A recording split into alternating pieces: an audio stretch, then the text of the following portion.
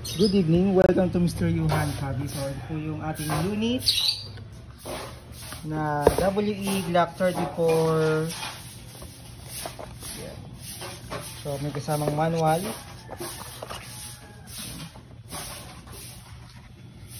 So, sticker. Extension bit. Red dot. So may mount na rin po yan. Then screw. Magazine. So magazine capacity 24 rounds for Glock. So ito po yung ating unit na WE Glock 34 Gen 4.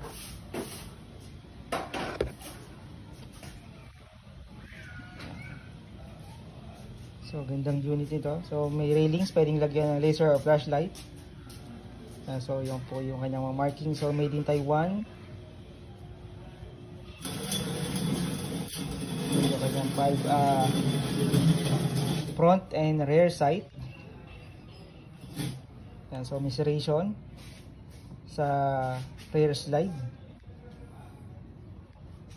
So gandang unit nito. So dito po niya lagyan yung red dot. Yan, mga optic sights.